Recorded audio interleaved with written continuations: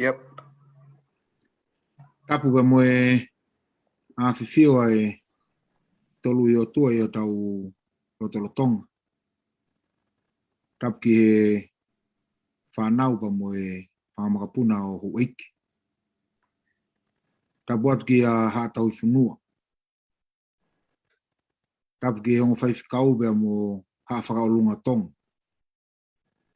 E o kore ke o ngau atu aki e tala whakatapu ka kato e lotu bea mo e whunua. O ku tautou a whaki atu pa mi he ope. Tau te whito ke poro kalama ako re soni whakasāpate, pe koe ako tohi tapu. Pe mo e siasi a whitu te watu e hare ngaua ma e kosi sukalaisi. Ka tā mo e ki mo tua koe ni ke u whakauatu e tari le lei. Pe mo tari loto mawhana ke he lau maari e kotoa pe. O ku ke tuwangi ho whe mo kina. Ka ke whanongoa, ai wahe, o re soni o wike kotoa pe. O whiwhia ke whakafonga i atu a whaifkau Romani Willow, o whaifkau Samson Lolo. Ke u tari le lei, ai ngahi lau maari e kotoa pe i he ope. Mo e maulotu ia e hoko e re soni, te tau wako i he ahoni, kua tāpuakia kia te ki tautolo. Ke puka whawhainga maari e ke u tari o ngō tangata ik whaifkau Samson Lolo, ka maa whaifkau Romani Willow, whiwhia e poro kalama ke tali lei ki moa, e whakawhainga maari e homo taimi, ka tau kau whataha he tā ke kina e re soni hongo fulu i he weekend. Whaitawanga peha e ke whaitapu kina ki moa he ngai fua whatongia ke kehe, o whahauko me ngai wahenga ngāue o kumo iai. Ki moa ke tau hokatu ke re soni e ahoni, whawhi pe ke mo kui me whetu o kumo iai, kai whawhi a whawhikau Samson Lolo, ke ne whamore tak mua mai helo. E tau loto, e o toa mau whawhetai e ki unga koe whainga maari ke whakainasi aki mau tō. E ki mau whamalo whie ma ngau e ki mau tōru he haua koen. Ka ki mua e ki mau whawa o wholofola ki mau hahoko e ako koen i he hauan. Mau loto atu e ki. Lau maari e maani oni ke haere mai o tataki a te ki mau tōru he hauan. Kau he whaifkau ne tataki mau tōru e ki. Pe whoki a te aba mai whaifkau te matokoni he whakaukau o mihere soni o wikoni ka te ki mau tōru e ki. Mau loto atu e ki ngā koe kau whanongo e ki. Pepe tapa e kolope unau mea ai, mau loto ia tuke hoko e tāpuaki. Hai ako te mau whakahoko i he hauani he mau ilo pau, o koe, o kuke tokoni mai o mau lawa whakakakato ai eki. Tangata pe ki mau tolu pia whakangata mau mea hano katoa. Koe o mau loto atu eki, tokoni mai, whakarea ki mau tolu he hauani pa mea ako te mau whakahoko. O kore katoa ni wafa o alo kako mau whamo oi. Amen. Ngaro bito whawhikau, no tā ki kina ki tautolua ki a lot. Pea, ko ta wako i he re so ni, ko kawau he mau inga ia au pito. Pea kulau wai hoku ngahi tāpua ki he re son whakasāpate, mo iako wholofola tau whai he kuata koe ni. Tau te whito ki he ku iloi, he kai ki toi mau e mālolo ia, iha toi mea he mo ui koe ni, ka ko kalaisipe. Sai me he tau wakai koe ki he re son ko tau o si tu a koe me iai he weekend e hiwa. Mo vai whikau ka pau kia ha re soni ku mahu inga au pito kia ki moa moha mea ke mo vahe mai atu e whainga maari e koe ni ke tau whe vahe aki ai. Kamata mai pe Lomani, pe te hoko ma Samson. Malo. Malo e whaikau koe koe whainga maari e koe ni. Koe whakakau mahu inga i kakatoa koe re soni o puatani ki he whelave i pia mo malo ai koe rest. Pea o ku hanga hoki e ki ia si suo whawhe i tau tolu ia mātiu wahataha pa mo vesu a walu. Ke tau hau kia te ia ak tau tolu kou tau kawenga ia mo mawhasia pa te hanga o mai a malo ai rest ka te tau tolu. Pea tau wako ia te ia he o ku maa pe a ene akau ene kawenga. Peko ene ioke. Pe ta mai rewa sisu. Pea te ke find rest for your soul. Pea koe whakarea koe na koe o mai ku ni hanga ta taki tau toki whakaukau mahu inga koe ia. Koe marolok mau pe ia sisu kalaisi. Ka koe whakaukau mahu inga ni ke tau mana tui. Koe rest koe ia o available. every moment, 24/7. Pako sisu ko source of rest ya. Kita uha ugia. Kilawe si be ke konga ko reson ye ukosi. I rhythm of rest. Ko talano ko ke rhythm ko ma mare ia ko nga ko nga ko kisi lawe kia ye. Ko rhythm ya fa o ye be me sequence be ko o sound be ko ongo be mo silences be ko whakalongo longo. Une whakaata mai rewa ke tau tole mahu inga koe o whie mao koe pe taimia he rhythm o whie mao kia e silence. Kani nege pe mai o tuaka tau tolu, be still and know that I am God. He kai ke tau lawa tau tolu be still before God ka orewa ku tau mao e whainga silence ko ke tau spend time alone with God. Pea he time ta tau pe o mahu inga ke tau hanga ilo ai talano ko ke rest pe lawe pe mo sa pate. Koe rhythm ia, koe me ene hanga o tua o create pina hanga whakatupu ki existence ko o human being, o humanity. Pea koe rhythm ko ia ku mehe heart ia, mehe loto. Pea koe taimi ko ku tonu ai koe ai tukunga ko ho tau loto ka pa tuku tamai si isu. Koe wheitu ko ku ai ho koloa, koe wheitu ko ai ho loto. Koe pa tonu e tukunga ko ku ai ho tau loto. Ai ko si isu, ai o mao ai malolo mo inonga mo fie maari e tonu rewa e tau rhythm pea mo e tau whanonga o whaimokala. Koe whoke foi term he music i ui koe syncopation, pea ku uhinga ia koe tā o ku whihalaki pea mo e taimi tā to tonu. Pea o ku whekau whilawe ia mo e whanga liriu whakatonga kou tau ngawe aki koe tā toa a kau tā. Pa kou wharea to tonu au ki ai koe tā whakatohala. Koe uhinga koe ke tau mao e mālolo, koe ngahe o se hanga o toa mai rhythm to tonu, kata o mai mo taimi to tonu nane o sanga o sete space ko sabate, weekly, ke tau mālolo e spend time mo ia, tau whemo e kina pe tau tolu he tā whakatohala. Pa koe me ko tau whainga tā iai, koe tau tā whakatohala ki he rhythm koe nane o se hanga o toa o build ki he creation. Koe ki tāna ki pia whekau. Alo pito whewhikau. Alo. Tāna ki mau inga, whaafofa, i he ngai reson tau situa me ai tātu whita ko pikosi. Whikau Samson? Alo, pia ko kore peke hu whangata e whatapu ka e hawa tai pehe. Wai mea ko mahu inga ai he wiko o si ai rhythm po e tā taimi mai ai mālolo. Ai hanga he o tua ai a peko fo i pe teni koe ni, ta, oa, tol, wha, nim, on, mālolo i he fitu e aho. Koe pe tene nei o tua. Pena e ngāue e aho uraki, ngāue he aho no tol, ngāue he aho no wha, ni maon. Pe aho no fitu pe malolo ai. Aia koe whakatupu, pa one o mai rewa, one o mai rewa ke whahinga e tangata. Whakatupu e aho uraki he tol, nei pe tene o tua, nani hanga wha, ni maon, whoki mai rewa, o whakafonu ai aho, ai mea koe nani whakatupu he uraki wa tolu. Aho koe hono fitu, hai mea nani whakafonu akia. Nani whakafonu aki ia. Aia koe whi mau he otua, aia koe whi rifimia koe ne tāmai malolo, ko tau ngau he uraki wa tolu whani manu, whi mau rewa he otua e whakatupu, ke tau spend time pia mui. Pako tui koe whi rifimia, taha wa tolu whani manu fit, nani tāmai e sipinga, pako whi pēteni. Ngau he aho uraki, ke aho non malolo e aho fit. Malo whekau. Malo pito e on whewhikau e whamanatu maari e mo mahu inga. Ki he whakakaukau o e whahinga ongo mo hono taimi. Maari ia he whakotuko e whakakaukau. Ko hono taimi taimi ono, fitu, malolo. Ko e ongo, mo silence.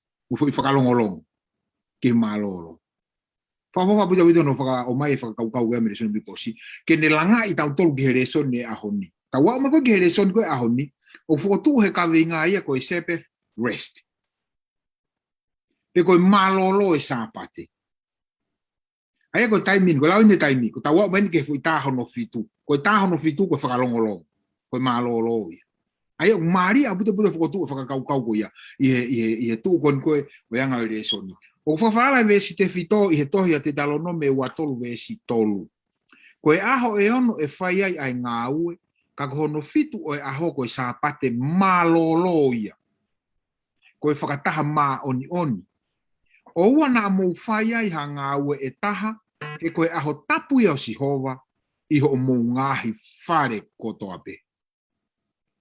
Whakahau maho inga au pito whotu, ke kamata ake ako tohi tapu koe, koe aho ni e ongo whai whekau. Pero whakakau koe ku tau tano, man teke sāpate whukia he tau whakakau ka tau toru whawai whekau, toki hoa tau tano ke he resori he tau whenga ke whalahi ange, mo atange whakakau. Ka tau sike sāpate ka tau toru whawai whekau, koe tau apa ko he pongpongi, o lelelere ai peke he maha he fiaf. Tau te ki whanongo mua, he e malama pe he whakakau koe ni, ke ne hanga whakamoo ni ai uhinga koe, o ku tau whakahoko ai ngā ue koe he sāpate, ke lau koe mālolo. Ke lau e ngā ue koe mālolo. Koe aho e ono, e whai ai ngā ue. Ka kohono fitu e aho koe sāpate mālolo ia. Koe whakataha mā oni, o wana mo whai ai ha ngā ue e taha, he koe aho tapu ia o Sihova, i o mō ngāhi whare kotoa pe. Sai, ko maua te motokoni mano whakaloloto, o e whakakaukau koe reisone aho ni. Ka tau hoko mo ke ulaki aho. Samson, ki tānoa mai ange, ki he tuu ai fuirea ko ena, koe manatu, i he whekau o e sāpate, pea moho tau mahu inga koe tangata, na e whakatupu he mise o tua. Malo pito Pea koe manatu whoki o kutoki, asi pe he whekau hono wha. Ko toa ngai whekau, koe ni pe whekau hono wha, manatu ki he sāpate, ke tauhia ke maoni oni. Aia koe manatu koe mea whakaata mai. Ai manatu. Pea kana e o mai he o tua, koe manatu iha mea pe koe tokanga mawahi ki ai, ke whakakakato ai. Ai pe koe hae mea uwhai ke tokanga. Manatu pe koe tauhi ai sāpate, koe aho kohono fitu. Aia koe mea koe ni koe whakamanatu mai, koe mea pene os i ai peki mo. Aia koe whekahongo fulu e nia i he vesivalu koe wahe wanoa. Koe rea koe i he wahe ua vesula ke he tolu, na tatau tofu pe. Aia ku neo mai nei ngahi e siova i ahe ono ai langi mo e whanua mo e tahi mo ngahi mea katoa pe. O i ai. Pene mālolo i hono fitu o e aho. Manatu ke he sāpate. Aia pe koe mea whakaata mai, o whilawe i bea pa mo e tangata. Koe mea aina o tau kehe ai pa mo e whangamon manu. U whangai whakatapu. Nā tako pehe, nei onge pe ke whanau a Isleri e. Ka koe nia, te tau whakatatu ke toa se enes pa ulaki vese ua ke he tolu, nai iloa i e nia, vesi koe ni kono whakarea ta tau pepe amui. Pena tāpua ke o toa fitu e aho. Aia koe fitu na aho na e māloloi mene ngau ko toa pe na ni hanga whakahoko. Aia koe manatu koe whakatonga e ang. Ke tau manatu, nai mea lala he tolu he. Manatu koe o tuana ne whai e whakatupu. Toi ka se nes va habla ki vese wano mo wafitu. Folfola o toa ke tau ngahe tangata i ho tau tatau. Ke manatu i he tangata, ko hono whakatupu na e mawahe, na e makehe atu ia me he toi ngai whakatupu. Mea ko toa pe he whakatupu na e folfola pe o toa pe aho. Tā lunga pa mo e whakatupu e tangata, na ne whakatupu ia aki hono to kupu ne ngau, ne whau e tangata me he fo e kere kere. Aia koe whakamanatu eni, ke ilo e he tangata, ai whakatupu koe o tua, ai malohi o tua whakatupu. Ua, koe whakatupu e tangata, na e makehe atu ia me he toi ngai whakatupu. Kana e pa mo mea e tō, ne anhe o tua kia i he vesi wa malo o se nesi vai o waki, pene tāpua ki naue pene wholofola o tua ke te naue, mo whanawhanau mo whakatokolahi, mo whakakakai a mamani. Pea ke nai pūre whahinga e tangata, ke he monu manu pa mo mea kotoa na ni hanga whakatupu. Aia koe whakaofo ni koe, o e whekau koe ni koe hono wha. Sai, koe whekau pe taha koe manatu whilawe i pa mo e taimi. Mahana e awhio behe o tuai ai taimi, haufu he taimi ne, ai whakautua koe demensia, koe ngalo. He koe whekau pe taha o ku whilawe i pa mo e taimi, ai. Pena e specifiki api te o tuai ni hanga pehe mai. Manatu ki he sāpate, aho hono fitu. Specific, koe fo i taimi e nia. O kui kai koe aho uruaki, kana ne hanga pea specifiki mai, ai aho hono fitu na e mālolo ai. Koe sāpate o siwa. Koe ne o whemau ke tau manatui. Mahalo na ne a whio ipe, e ai taimi te tau whakautua i he roto ngalo ngalo. Ke manatui e. Urat, koe o tuana i te whai whakatupu. Malohi o tua koe whakatupu. Ua, koe whakatupu o tua whainga tangata, na i whakatupu i he imisio o tua, pe na i kehe atui. E kai ke ngata i te oange, pa mo e monu ia, pa mo e tāpua ki he whainga tangata, kene pūre ia, ki he mea kotoa pe na i whakatupu. Mahalo koe whietanaka te i he manatu. Whafofa lahi mon vai whekau e whakakau koe. O ke te whakatuka whakakau ke tau manatu e le son koe wike kōsi. Lithium. Koe hono taimi mālolo koe tā hono whitu. Kake mālolo koe tā uaki e hala e hiwa ia. He hiwa e to e ngā ia. Koe foi taimi, kono lithium koe mālolo koe tā e whitu. Marila e puto e whekau whakakau koe ia. I e sāpate. Whekau pefi. O wanga whewhe ai hanga e te mahinoi ko ki taua mo e mamani ko e ni ko e whakatupu ai otua, o liriwa e te tauhiwa te mo e toenga o e whakatupu ai otua. Malo bito e wheu ko e ni, o tui o tahende e wheu mahu inga. E kune hanga whakamanatu mai ki tau tolu, ai ne hanga e otua i he wike whakatupu o whaki ai whatongia ko e tauhi. Koe responsibility ki he whahinga tangata. Bea uhae tohe koa CNSI, bea tambai na hanga o tua o ange kia te kinaua ai mawhai kena have dominion. Koe paloparema koe o whakarea koe tau whakakau tau tolu o mai peha mawhai ka tau tolu ke tau control pe te tau pure ki ha mea o uhinga ia ke tau whai te riha. Kai, ne kai ke uhinga pehe mai o tua. Na uhinga o tua e ne o mai ai mawhai koe ni ke tauhanga o tauhi he ko ki tau tolu koe representative ki tau tolu o tua. He na ngaho ki tau tolu i hono tatau. Pea ku tau hoko tau tolu koe ampastoa, pe koe whakafofonga o tua i he universi kune hanga o tuku mai ki tau tolu ki ai. Pea uhinga re vaia ke tau whai ai mo ui whakaotua, mo ulunganga whakaotua, otua, o whaia ki hono tauhi koe o mamani. He tala mai koe otua koe ofa. O tonu rewa ke tau ofa, ki he mea whakatupu kotoa otua, o au ke whahinga tangata. Tamai koe otua o whakamore. O tonu ke tau whakamore, i ho tau kaunga api. Tau tamai e senes bahua ves tahan lima, tau tolu. Hanga koe otua whakatupu tangata, pane hanga tuku ia ki he loto ngou i te ni, ke ne hanga o tauhi. Taku hoko mai rewa sāpate ia, koe whakamanatu, whakawike ka te tau tolu, o relationship i o don ke tau tauhi ki he otua, o tau tauhi wā pia mo e otua, pia mo toi whakamanatu, whakawike mai ka tau tolu, ai whatongia koe na o mai otua ka tau tolu, ke tau hanga o tauhi, ai environment koe kuni hanga o whaki mai ka te tau tolu. Pia koe ke ngatai, bari tau hanga whakafoki e tau whakaukau, o mahino fo ke tala no ko whakatupu he nai hoko mai ang halai pa ni hanga mau i ai very good ko nai wakai ge o tua i he wike whakatupu he aho koe hono hire aho no na mai nai wakai o tua o ku very good e mea koto na ge just good na very good na muna hoko mai ang hala more reo pa mau beba foi very good ko ongo maari ko hanga sapate o muta tolu pehe.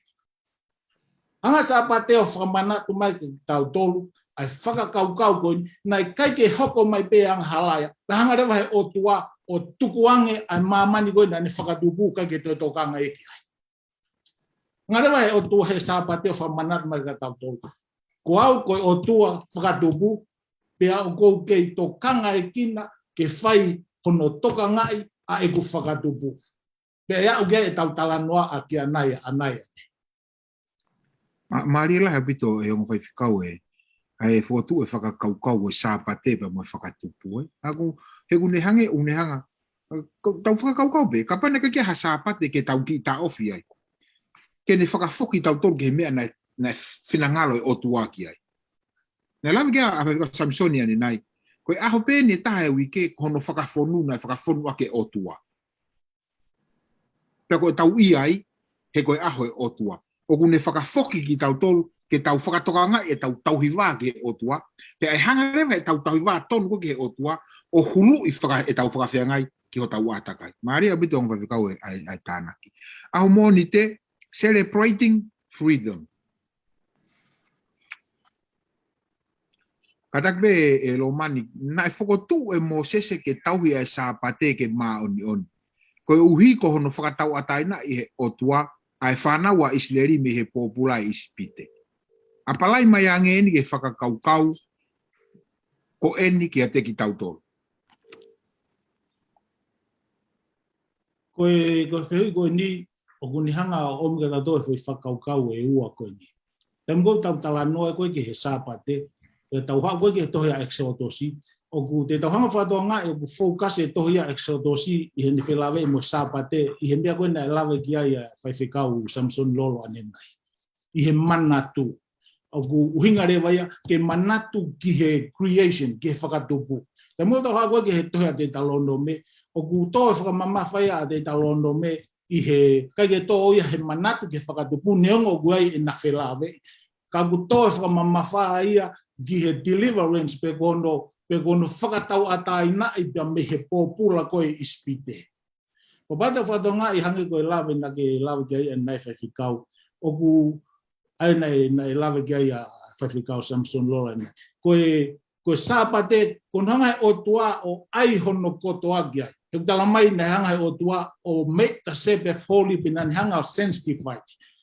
Koe kaike te iai ha mea ia i he mo ui koe ni e mao ni oni ka ko Sihova. Ngā rewa Sihova to o atu a ene aia tofu pe.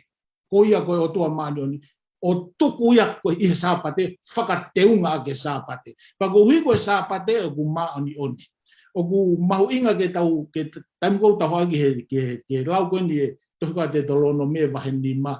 O kuni hanga whakamanatu mai ka te tau tolu, koe o tua maani o nipe taha te ne lawa o whai hono whakafoki tau tolu mi he mo ui anga hala ki he mo ui maani o ni. Na nai whakahaa ia i ene whikau koe ni ki a Mosese ke tala ke whanau Israeli. Tau ia ku sāpate, koe i koe whakamanatu ia. O ku hanga whakatau ataina i ki mo tolu ka mi he nofo pōpula. Pea ku tonu ke mahu inga te tau tolu whakaukau koe ni. Koe maoni oni koe o sāpate o kune whakaata mai e ia ai kai ngata pe ai hano hanga o toa whainga mai e ni whainga mai ke kumi tau tō whakafoki ke mo ui maoni oni koe na ni ngahi ki tau tō kia kamatanga. O kune toi whakaata mai e ia ai mo ui maoni oni koe o whakatau mua koe kia e tau whononga. Pe koe whakatau ataina i he tohe koe na te talono me o kune toi whakamanatu mo e toi whakakaukau koe. O kuia ia palania o tua ke whakamo ui pe witi me whahinga tangata pa ko whakahoko e palania koia. Pa ko hui koe sāpate ia koe aho ia ko whakateunga ki he o tua hono maoni oni. O ku tataua e pia pe koe ha e ku mea e whai he sāpate pe o ku mau sāpate pe i kai he kai pe ke iai ha mau o ku tahanga whakarea pe he koe mau sāpate. Ko loto ke hanga whakamanatu mai ka te tau tolu, he kaipe mau e sāpate o Sihova. Ko ia moau e mau, ko ia moau e mau, he tata e tau he sāpate o Sihova. He maoni oni pe e sāpate o Sihova. Ka ko uhinga ia e kei tau hea e sāpate i he van he tau au kei talanoa kei a Isaia te tau kei au kei anaian. Ko ngā ko mea maoni oni pe e ave me maamani ki he vani. Pe au maoni on pe sāpate tau me kamataanga, pe ea upe ki he wani te tau hau i he sāpate ko toa, ke tau lotu mohu ki he otua.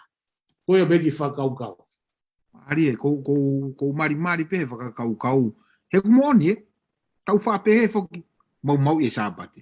Ke mau e mea maoni oni, ko heu mau. Hai ko au mo kou ta mau. Ko tau hai au mau, o ta mau e ta whakawhia ngai koe he aho e otua. Samson? I wharano me nge ki he lawe apostolo ko Paulo a whelawe pia mo whakatau ataina i mehe anga hala. Pito e. Pia ko tui o whelawe e mo mea lawe me kai whai whekau. Ai mau i koni koe ai sāpate. He koe whehu ifo ke whakatau ataina i mehe anga hala. Ulak, he koe hae anga hala. O pehe laksione vai tolu we se wha. Ko ia kotoa pe une whai anga hala o kune mau i foki ai whono. He koe anga hala koe mau i oi whono.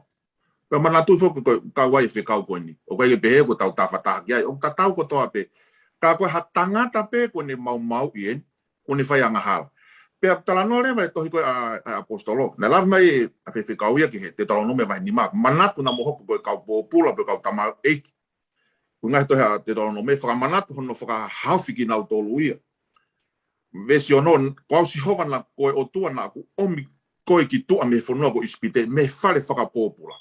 Tala noi apostolo e tohi koa loma vahe o nove se ula ke fitu. Ka wau ke whakaukau koe ni. Pea kā koia, pea te tau pehe koe ha. te tau kei whai anga hala kai tupulaki ai ofa, pe koe keresi, e i kai au pito, e fe e tau kei mo ui i he anga hala, ka kua tau mate ki ai. I kai mo ilo ko tau tolu ko tau pena e baptais pe si so kalaisina tau baptais ke ne pekia, pe koe ko tau tanu whakataha mo e baptais o ke mate. Koe hiki hangeho no whakotu a kalais me mate e malohi o tamai, ke pehe foki e tau whelaka i he mo i fo. He ka pau ko tau tō whakataha mo e tau o ne pekia, te tau i he tau foki o ne teutu. O ilo eni ko tau motu a tangata ko tamate i whakataha mo e. Ai tangata whai anga hala. Koe uhi ke whakaawa ai sino e anga hala. Mau koe o ne whikau. Koe uhi ke ewa na tau toi tauhi ai anga hala, he koia ko mate ko ata me he anga hala. Ai rewa kuni hanga tala mai, pe e fefe, te tau whai anga hala pe tau tolu kai tupula pe e ne keresi, i kai au pito. Ai a koe palo pare mai ni. Hange ko no whakatau ataina a isleri pure anga, la me he pōpula koe ki ispite. O ku pehe ai whakatau atana i he otua ki tau tolu he ngāwe na ne whai a kalaisi, whakatau ataina ki tau tolu me he isipite whakalau maari. O hange ko no whakatau ataina i a isleri pa me ispite, o ku whakatau ataina i pehe i mok tau tolu. Ai a koe ke palo parema, ka ere wa hataha koe hane isiu anaia pa moe whekau, ka wai pa moe sāpate. Ai rewa koe palo parema ia, o ku kei whakakakanoi. Lau kea loma wahe walu vesiono. He koe loto whakakakano koe mate. Ka koe loto whakalau maari e koe mo uia he merino. Koe hui koe loto whakakakano koe tau whihi aia ki he otua. He kui kai ke mo ulalo aia ki he whono ai otua. Pe au kui kai au pito whaafai ke pehei. Ai renga, koe palopare mai koe kei whakakakano. Koe toko taha whakakakano e ka pau ne pehea i siu o te tauhe ai sāpate. He koe mau e whekau, koe anga halaia. Whalafola si suia sione mahe walu vese tolwha. Koe mon ko taratka te motu. Koe o ku whai anga hala, koe pōpula ia ki he anga hala. Ka pau rewa, ka koe ka pau e whakatau ataina e motu e he alo, te mu tau ataina mo on. Ai au uhina apostolo, koe tau ataina he ngau e kone a kalaisi na ne whai ma au pia mo au. Koe hako koe, toko taha koe ko whakatau ataina e kalaisi, ko hau koe whono ia, koe netilai, kono whiwhia angaia. Tau koe me lau koe whatame mahe uluaki. Ai anewa ko ikai ke toi whakakakano, ka ko whakalau maari. Ko tau ataina ia pia me he anga hala, he ngau na whai e kalaisi. Ai aku hoko me sāpate koe whakamanat kia te au, ai ngau e ko whai e kalaisi maa, e ne whakatau ataina ia pia me he anga hala. Hange ko no whakatau ataina ia isleri me isipite. Ko pehepe ne ngau e kia koe pia mo. Aloha pito ka te kau, whawhetai e ki he whakakaukau maari e ko ako i aki mea me wholofola i he whakakaukau e aho mōni te. Koe tau ama koke aho tū si te the stranger in your gate. Te koe muri i ho matapa pe koho api. Koe tānoa ne whaigia e ako he aho ni. Hoko pe Samson. I whakatānoa mai ange ki he tuunga o kuiaia e pōpula pe muri o ku nofo, i he nofo a isileri i he kuanga koe. Alo pito e whaifkau. Nai i he tohi koe na te nonomi me tahani ma, o ku talano ai, e ki he tō taha isileri ka pae ngai pōpula e, i he tau e ono, koe tau hono fitu, e whakatau atai na i. Pea koe ne whoki koe hono api, he kai ke whoki hala ata. Ai e ko kau ke hanga he tō taha koe ni, isleri pe koe nai ngawe ke. Tene oanga e whangamanu, ange pa moe hahaanga, moe tatao anga. I he mea ko tō pe ko tāpua ke e sihova kia te. Ai aku talanoa whoke exotosi ho wanoa vese hongo fulu.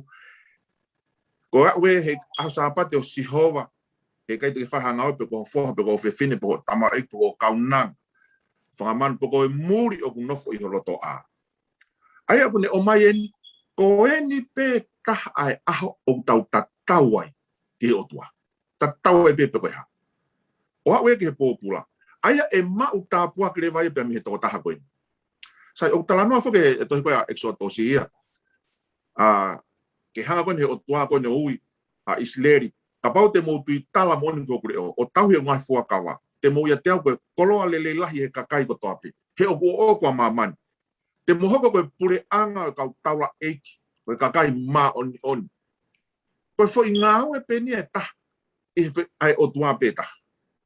Ke mohoko koe ko ka taula ek fai ek sai ko hai ngawe taula iki o tu e va ko kakai ka ko ni ko kingdom of priests ko pure ang penani hanga le ma me ngau aka isleri hono ya isleri ke na omo tu ko ya sio fakasio kala ke na hoko ko mama ko pure anga ki na tol ko ka taula ek ke ilo mai e ngai pure anga ki na tol sai ko isleri pure anga o tala no apostolo ko pitai o pita va hewa vese hiva ko e kakai ko fili atu motolo ko taula eki fai eki ko e kakai ma oni ko e kakai ko fakatau ko uhike mo fakaha ai ulunganga lelei oia na ne ui mai motolo me ne po urige ne mamalahi aia ko toa pe ai kau nanga pe ko muri pe ko ha taha pe u to fare o ku tatau pe I ako ke sabate o malolo I afio mai otwa o na uma utapa pe ko nga fai no ko pe mo a ko ta hu I ki tau he ta o lami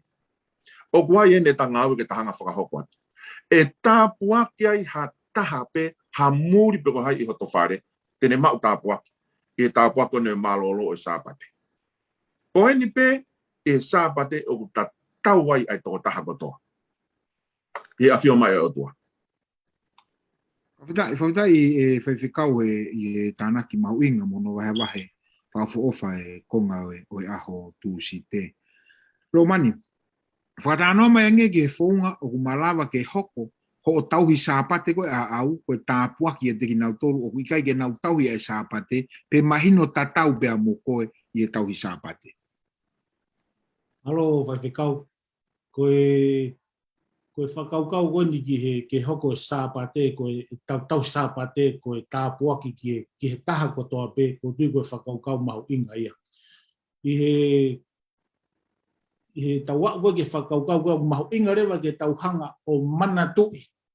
Koe ha ai tuunga o sāpate, pe koe ha ai whakafofonga o sāpate ka te tau tolu. Hanga koe ngahi talanoa koe ku tau lawa kia endai. O hanga sāpate o whakamanatu mai ka te tau tolu, koe o tua koe na ni whai ho tau whakatupu. Kune whakamanatu mai ea whakatupu. Koe remo tau hawai koe ni ki whakakaukau koe ni ke hoko sāpate koe tāpuaki ka te tau tolu. O ku lea wai a sisu ka tau tohe toha maake pahe wapa mo vesiwa whidu tala mai. Koe sāpate na ngau hia koe uhi koe tangata. Nai kai ke ngahui a sāpate, ai tangata ko uhi koe sāpate. Pe a kune hanga rewa whakaata mai ki a te au e anga koe whakaukau ai whakaukau koe ni. Koe wholofola ni a sisu ko ia koe o tua whakatupu. Tala noa gai a kolosi. Ko sisu ko ia koe eki whakatupu ia. Pe ko sisu eki whakatupu ni o kune wholofola tonu mai. Na e ngahui ai sāpate koe uhi koe tangata. O kada mo tawa ka CNS, o hanga rewa e CNS whamanat mai tau tolu, pia mo exodos wahi wanoa ves balu ke taha. Ko whē aho sāpate.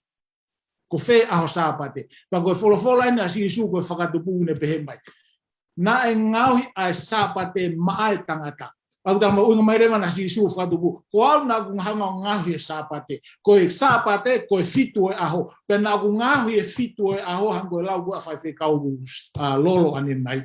Koe tāia koho no fitu o ku fie mawai koe ke tau maa lolo.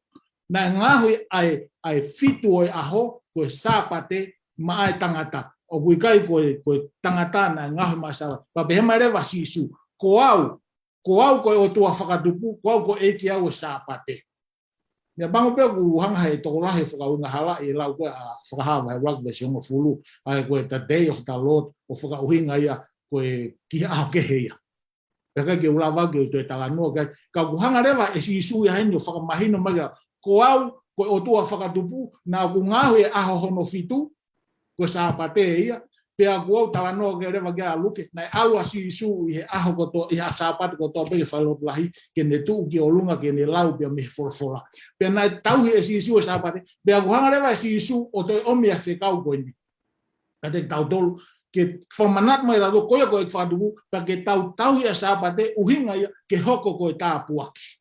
Ke hoko koe tāpuaki. Kuhanga mea si isu ne whaihe sāpate. Koe mana koto pea si isu mana whawhamo ui, nai whai, koe mei, nai whai kotoa pehe aho sāpate.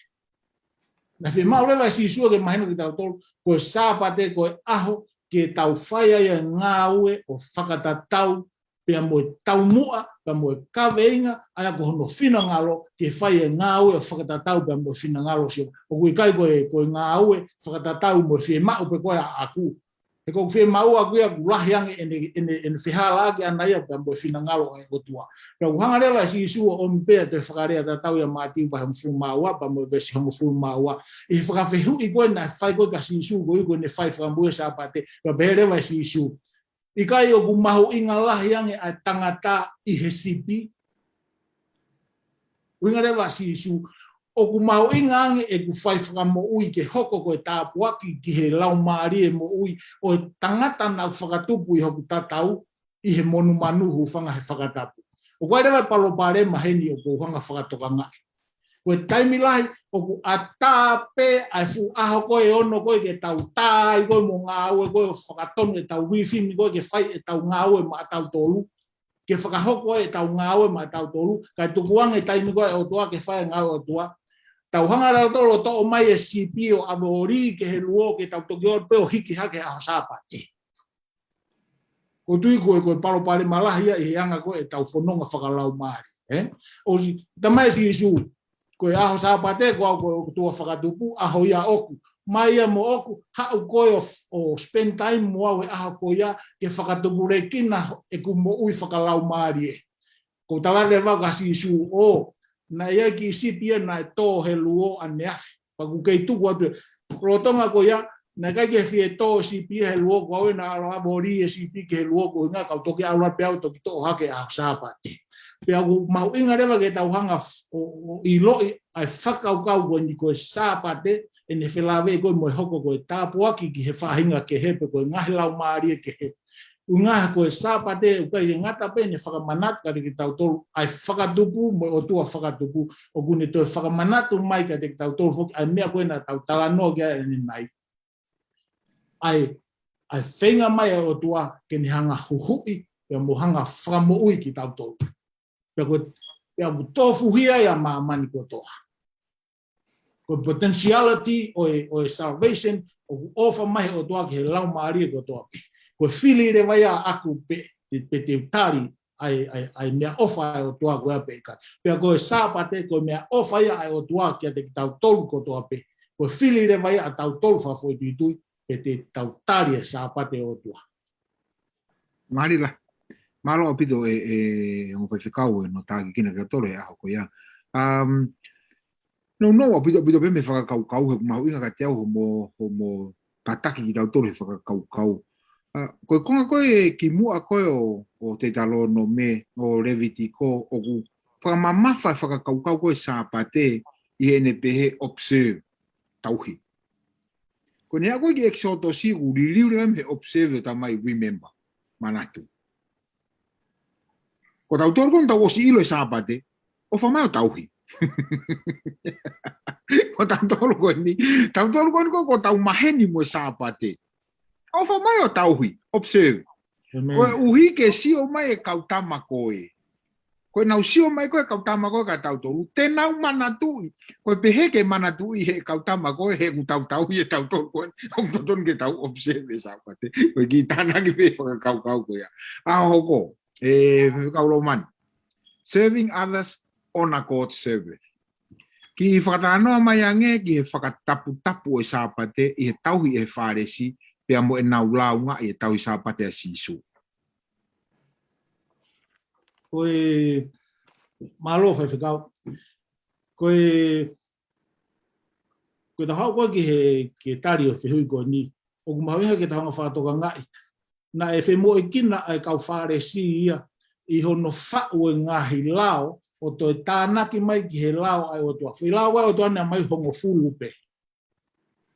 Aka wharesia toi tānak mai foi lao o ku toi lahi ange nau lao baka ke tau lao tolo pau hatai whiunga ke tau hanga whakalau e ngahi lao koia. Pea kawai mo ngahi lao whilawe mo e whaunga ke tau hia ke sāpati. Ke lao ke tau resoni hewe. Nei kau he lao e koia. He kai te ke ngofua e ke deke ose sāpate ka orewa ko ke sio ka foi whetu e ua pe tolu asi he lami.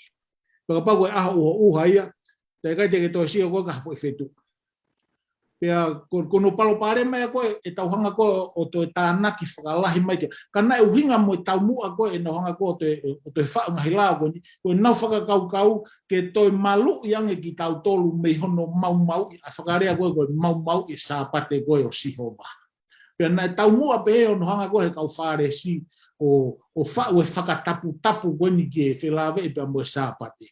Tengok tak awak ke toi ko asion ne bahani ma pa mo fitu ke hong fulmano ko tahaya ai tala no mahu inga oku lave ia he kristiani ko to ko tamayo e kieni ko ta wene tolngo fulu ma valu ene foko tua I he mahaki ko ni pe mo ne faka amu ke ne hopo ki he vai ke ne mo ui mo I kai pe ke ko taim ko to pe ku ne ngau no ke ne hopo he ngau e vai o sia to ta ke he ko to mo hopo ke he vai pe ha wena si su go fe po ta no ak mo to ta han pe ne hanga ko faka mo ui to ta han na kai ke fie mari e kau si ui kau fare si e kia taim ko ni ku ia kau spai e loto he kau fare si I hono whakasioso he unga he ko seni mai me Sanhedrinia ai kau talafe kau spai ke nao mai o spai ko inga ko tau mua ke whakangata misiona ko asisu ko inga ko kamata ke nao whatonga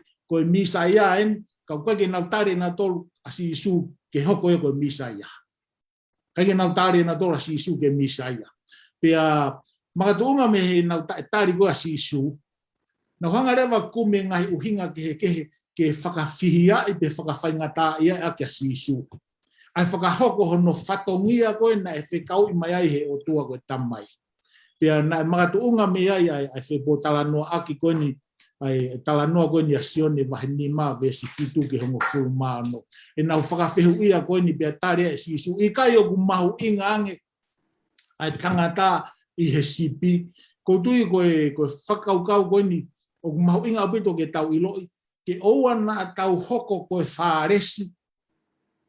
Ke tau hanga o mai e tau ngahi uhinga bea ke tau tolu whakafoi tui mo e tau ngahi whakatapu whakafoi tui bea ke tau tolu ke whakawhaingata iai aki ai ngā uelelei o ku whakahoko e he kau whaiwhekau pe ko hatoi lau maari e pe I he aho sāpate ke hoko koe tāpuaki ki he whahinga o tangata. Ko hui he koe sāpate na uhinga hono o mai ke hoko e koe tāpuaki ka te tautoa.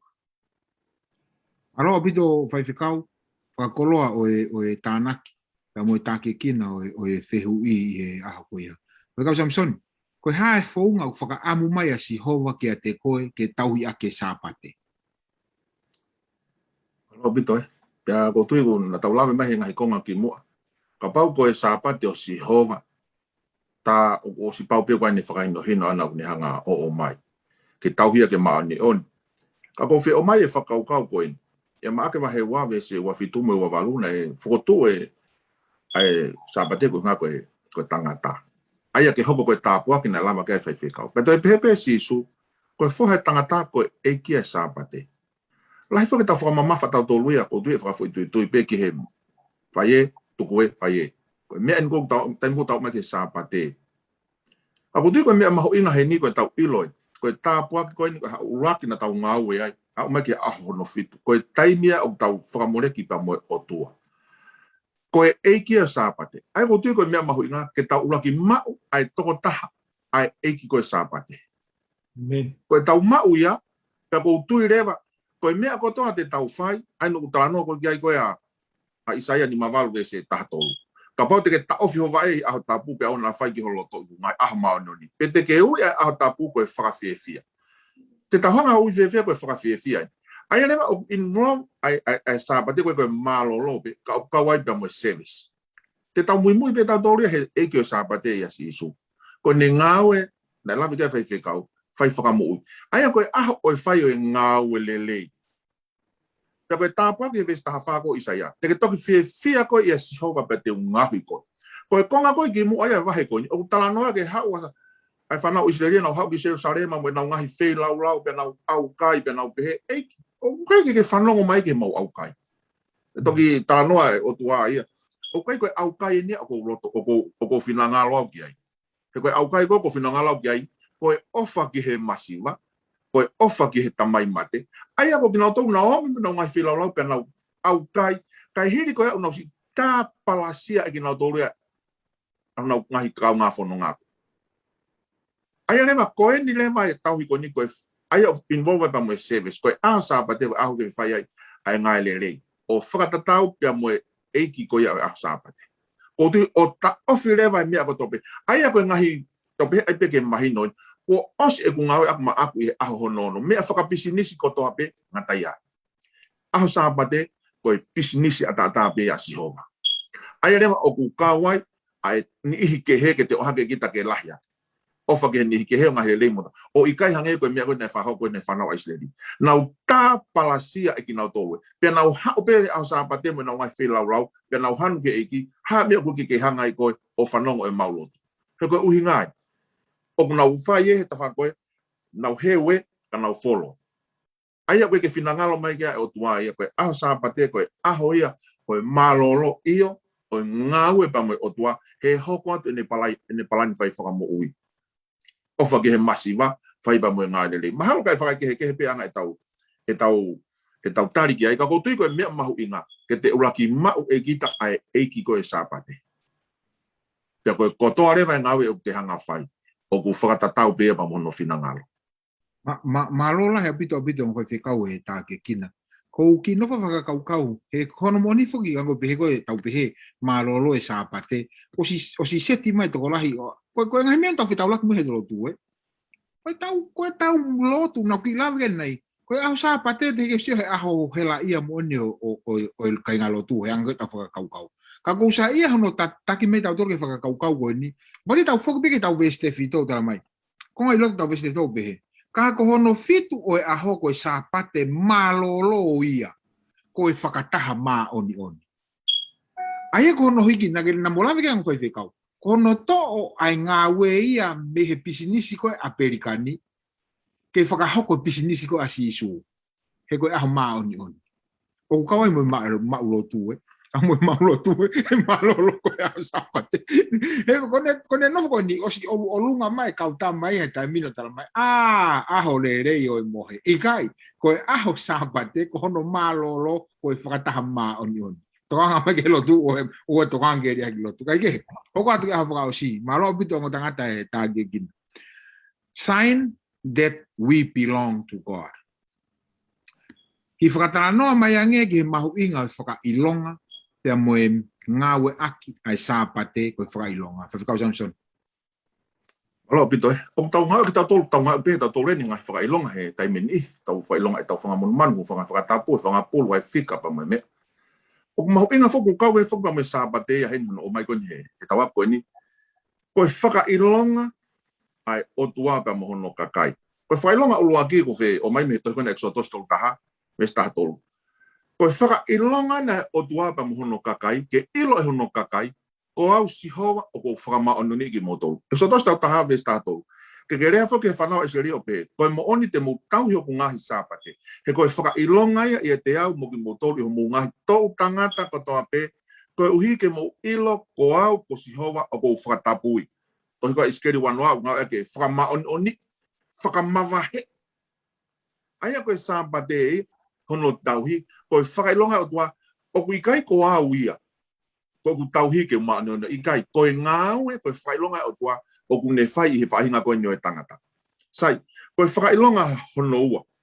Koe whakailonga ta e ngata ia e o tua mo hono kakai. Ai whakahai ai ofa ai o tua. Te tolo nome wahi whitu, pa me wahi walu. Ka pehe whoke karetia wahi tolu veso wano ke he wahiwa. Na e whire he o tua ia isi leri. Na e kai mga tungan hoa poto. Pe koa nau malo, pe na nau hau, pe na nau tokolahi. Koe si taha ki nau tolu ia. Ka koe whiri e ho tua makatunga ne ofa mātata. Ka retia wahi tolu vese wano ke he wahiwa, utala no ai. Koe whanau e o tua ki tau tolu ko tau pe, i he tui kia sisu kalaisi. Aia ko ki nau tolu ko tau pe, ko nau tui koe kia sisu, o ke te lau koe siu, pe koe kariki, pe koe pōpula, pe koe tau atai. Ka ku tau taha ko tau pe ia sisu. Pea ka pō uku a kalaisi ki tau tolu, pea tā koe hako ki tau tolu e palahan. Koe whanau hoko, pe koe ea whakatatau pa moe. Koe fo i ngau e koe ni, fo i mea ofa, me fo i tala ofa katoa pe, fo i ngau e pea e o tuai. Ai aku hoko rewa e sāpate ai. ko ne hanga lewa ko whakailonga ia o e ofa o tua, e ne keresi, ke whahinga koe tangata. O koe kai ke ngata pe ai, ko whakailonga ia, ko e sāpate, ko e whakailonga ia kia te au, tāko au, ko e whakatupu au e he o tua. E vesta fitu ko ia koe o Exodus, vai toltaha. Ko e whakailonga ia te au me whanau a isori o tainaka. Hena e ngahi e sihova i he aho e ono e langi mo e whonua. Pena ne tutuku e ono fitu e aho. Sai, koe wheheu i le vai. Aia koe whakailonga ke te au ke hoku whakatupu ai o tua. Aia lewa he kapau i kai. Aia kapau lewa kou tuia ki he tup maari e mo e mea. Koe mea ia a.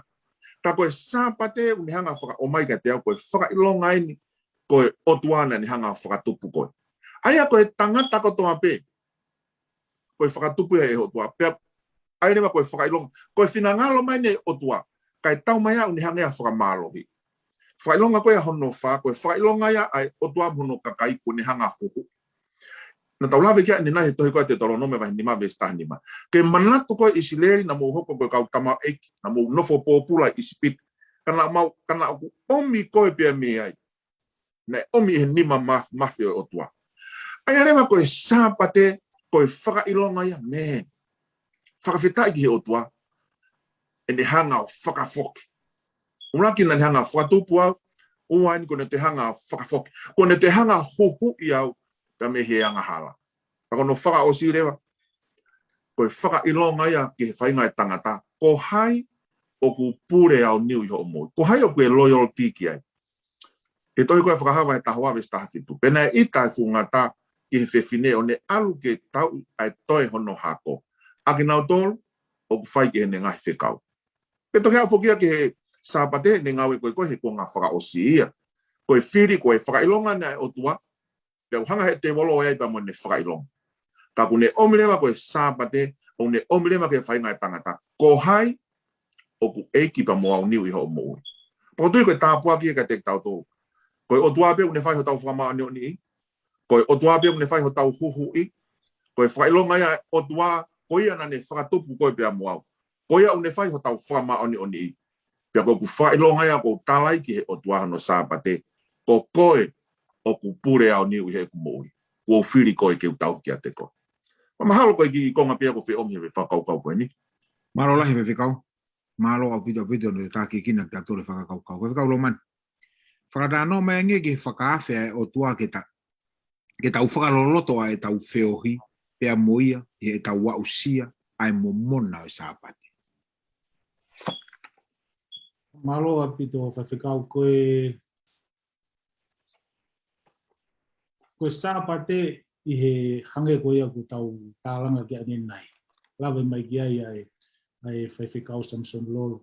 Koe momona o sāpate, koe tau mau i loto e te tau tolu ai o tua o sāpate. Ko pahe kai ke tau mau tau tolu o tua o sāpate, pe koe eke o sāpate, ko vaihi e tau whenga o whai i he tau whanonga whakalau maari. Angna kulawe kia ni nai o mau inga ke tau manatu i mau pe ko sāpate ia o kui kai na kai ki toki o mai pe ia i he whekau e hongo fulu hange koe whakauhinga e toko lah. Pea i hunga makatunga me he whakauhinga koe au kuna to mai reo whakaukau koe ta koe sāpate koe aho pe ia mai kakai siu o koe kakai isileri. I kai o ku tala noa mai no pea se enesia ko sāpate ko mea na whakatupu i he kamatanga. Pako uhinga ko pehe mai whekau ke manatu, ang koe tala noa koe na taulau kena. Ki unga ke tau manatu, na e ngau he sāpate ia me he kamatanga. Pea tala noa peka fofolao aloa, ko sāpate e kei observe i he vani. Ko mea mau inga ka te au ko wako me ako koe ni o re soni o wikeni whelawe i pea moe malo lo koe he sāpate. Ko unga, Nanga na tau lawa kia nai koe he kamatanga ki he wifin pa na tala no kia ia whaiwhikau Samson Lolo. Koe uraki, ua tolu whaani maono ko koe lo mani. Fitu, he mai rewa o tua whakatupu ko awia. Pea koe wifin i koe o vilo koe a whai wifin mia koe ia. O ku hau whakawike pe ia. O ku tatau pe ia pe te uloto au kia i pe ikai. Pau pe ke au mai e alu pe a viloia e toi foki mai pe ko fitu pe a ho wa mai ko tui ko ta po ki te au tapua ke ka te tau tolu whahinga tangata. Hono toka awhio he o tua, ai mahu inga o mālolo. Pena ni hanga rewa eia o ne hanga o set aside ai for space ko ia ke mālolo. Ai for space ko ia na ne hanga eia o whakamaoni o ni. Ai winga koe sanctified na set aside for a holy purpose. Pena kai ngata pe ne hanga koe o whakamao. Ai koe holy purpose ko ia na ke whakamatala ke ai nai whaifika koe. Koe ngā ue maoni koe mohe i api. Koe pea kai ke ngata pe ai na ane hanga o tāpua ki. Pea ku mahu inga ia kia te au, pea mahu inga ia ki he lau maari e kotoa pea whanongo mai he o pehe ahoni. O ku te ki ai pe ke ai ha pehe mai, ha whakarea e taha a wholofolate ne pehe mai, ko hanga e sihova o to'o ai fo i tāpua ki, mo fo i whakamaani oni na ne tuku i he aho koe ne ui ko aho ia o e ki whakatupu, o to e to'o ia o ave ki ha aho pehe. Te ki ai au pitu. O ku kei nofo pe, ai fo i whakamaani oni, mo fo i tāpua koe ne hanga o tua, o tuku ia sapate i he wike whakatupu, o ku kei iai pe o au mai ke ahoni. Pea i kei iai pe ia o au taingata. Pea mea pango ia ko ngā, he ku tui e toko taha karistiane ko toa pe, koe o tua o ku tae mali, o ku tae liriua, Malakai wahe tolu vesi o no, o ku i kai ke liriua o tua, he pe lu wahe taha tolu vesi waluta mai, ko sisu tatau pe ane afi, ahoni moi kaha o taingata.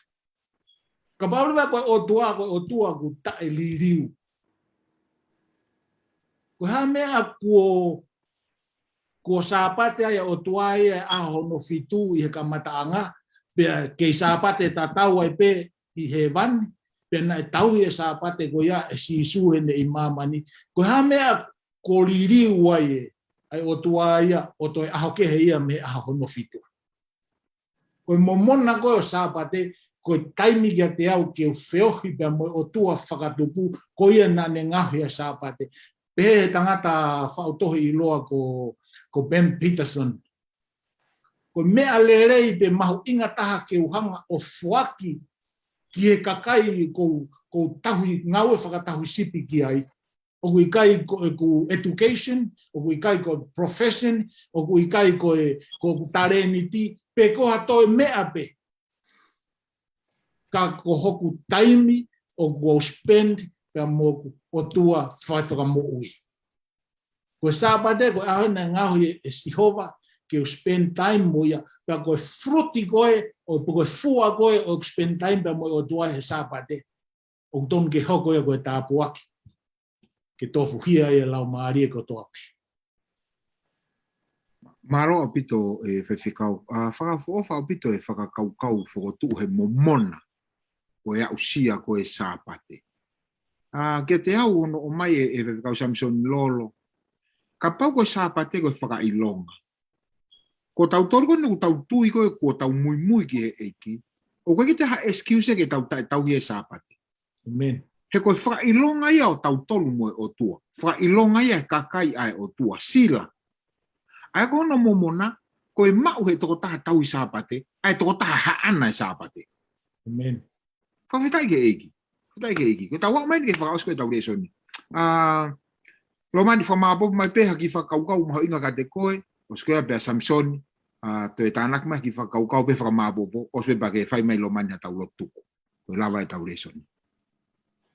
Malo whaiwhekau, ko tui au koe uho koe re soni o wike ni tau osi ka pui mai he tau ngahi whewahewai aki koe ku tau si tu au ki ai.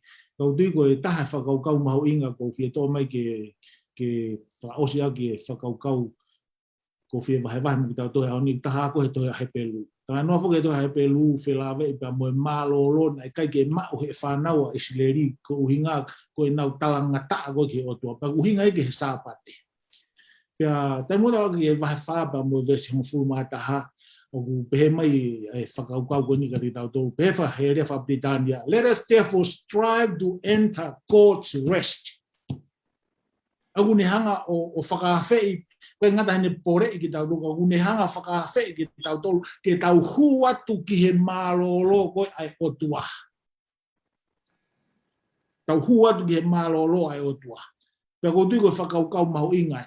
angkoina tau lava ki nei pe a wo ki tau pale tau foki ki mua ki he vesiko no fitu e ba he fape pa tala mai le ba he apostolo e fakau kau ni today if you hear his voice do not harden your heart ku fakafe mai o tua ke tau huange ki he ne malolo huange ki te ko ia ma wa e malolo ko o tua nen fakatupu sapate ko tamua ke tau malolo ke fai ngau ma oni ko ngau Peko tala mai koni o tua whakaaf koni kei tautou. Ka pau kua whanongo ki hoku re o, ki he whakaafe koni, o ana ke hanga whakawhewheka holoto. O i whanongo, o tui koe whakaafe ni ka te koe pa muau i he whiawhini. Koe sāpate, koe mālolo ia a Sihova, kone omi ki hoko koe tāpua ki a te koe, hoko koe tāpua ki lau maari e kotoa. Ka kune whakaafe mai, o te tau hanga whakawhewheka hau tau loto, ka pau ku tau whanongo ki honore o ui mei ka te koe pe mau i he houani. Malo. Ano, eme. Malo pito e ku mahu inga ia he whakaukau koe. Ne anko he o tua koe ki Isileri, ne whakapapawa Isileri. Ko ange koe kontekst koe he whekau hongo fulu, ko Sihova na ku omi ki mo tolu pe me ispite me whanua e pōpua. Hanga o tua whakamo ui ki nau tō. Pea koe ola koe hono whakamo ui ki nau tō lupe ne whakapapawa ia Isileri. Iyo koe ia kotoa wholofola kia Sihova. Te mau whaie. Koe ola ta tau ia ko whaamau ke whakaosa ke tau re soni koe ni i houani. Ka pau tau tui ke pekia nei whae si su ne hanga whakatau ataina i koe pēr mua. Koe hanai ai ola koe ne ngau e koe whae ia koe pēr mua. Koe hanai e ta whakapapau. Ko tui koe whakapapau koe ni te tau whae. Iyo eiki ko tari koe ko eiki hu. Koe fuakawa koe te tau whae koe ne whekau hangu fu. E kai ke te tau hea o tua ke. E kai te ungahia me whakatata, punokia. E kai te takua noa ho hua wha. Te tau i ho sāpate. Te whakapapa ke he tamai mo e whae. E kai te whakapo, e kai te tono whewhin. E kai te kaiha. E kai te whakamo oni loi. E kai te manu ke whare ho kau ngā api. Koe whakapapau koe ni, e hoko pia koe whai mea whakalao, likoristik. Ka pau ke ha o whae. When there is love, taim ko koe o wha. Ka koe mena pehe si su. Koia, mo ofa kia te au, ka mo whae whikau. Ko tui koe whakaukau maho inga o ne omi koe ni. Koe nunu ai. Koe ola ina lawa kai whikau, koe flut. Koe tau whakawhia ngai koe he tau talangofua. Koe talangofua koe ka likoristiki. Heu ta tau pe talangofua o te whakapo, o te ton. Koe talangofua ia, koe ola pa mo e nunua. Koe ngāu e ko whae o tua. Iho o mo ui pa mo e ku mo ui. Pea ku hoko rewa ne whikau, ko tau mo ui. Ko tau whiawhia angai. Mahalo ki whakaukau pe ko mai. Amen. Ono belo man, whae bea tau lotu, whaosia ke tau resanga. Tau lotu e. O tua mahi o ku mau tai maali i he hoa koe ni, e ku mau unu mai he loto whakatō ki lalo, loto honga ia, loto apasia, pa moe loto mawhatuki-tuki. Ko hui koe taimilahi o ku mau whemoe kina pe i he whaiho mau loto, kai koe whina ngalo e awhiona. Mau whawhaka koe koe tāpuaki o e whainga maari ke mau whai aki ai kakano pa mooni ho wholofola. Pea whakamore o tua ka pau o ku mau tono nou i he whakawhea ngai o whai ki ho wholofola i hoa koni.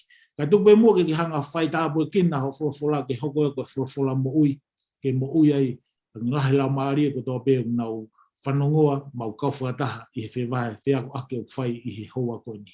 Whai tāpua kina ho wholofola, ka tuke whamanat mau pēka te mau tolu, ko koiho mau o tua whakatupu, ka hoko ai whakatupu, ke whamanatu whakawike mega te mau tolu he sāpate, o kai ngata pē koe o tua whakatupu koe, ka koe o tua koe nā ke wheilau i koe, o ke hifo mai ke whaiho mau whamo ui, whakawhaunga mai ho aloko fisiu kalaisi. Whia i ho mauloto, i he ilo whakapapau, ku ki hanga omga te mau tolu e amanak whamonu ia, magatu unga i he ofalahe a whiona ku ki whai, ka te mau tolu ko whanau. Ka neongo po whewhe, mau whakawhea ngai whai ki a whiona, whawhetai, ko alo o wha o ku whonu bea moho, pe wop e mai ka deng ma tolu to whanau tangata mo whatu ko hau ki a whiona. Whai tā pakina ai whaiwhikau ko i ko e tataki whai ka deng mau tolu i he polo kalamani, pa pehe whoki ka deng maua ko hi ko e whai popo wake whai o ngā ue. Behe he lau maare ko tō pehe o pehe mau kau whakataha i hoa ko ni. Ke a uatua e tāpu ake o sāpate o whakatofu hia ke a nau tolu hono kotoa. Behe mau kore he wafa algo si su Christ ko mau whamu ui. Amen. Amen. Amen. Pua whainga maare ke u whamaro atu o eki pa mo kainga hau mo ke i fie whanongoa e ako wholofola whakahoko he weekend i le soni o nongo fulu. Whawhai atu ke le soni o fulu mātaha e o atu ia i he wike kāu e taimi tatau. Ono whakatoa, whatanga e kia whai tāpu kina ki motor, whakau Roman, whakau Samson Lolo, malo opito, ai kau mai ki hono tatake o le soni. Malo, mou mea.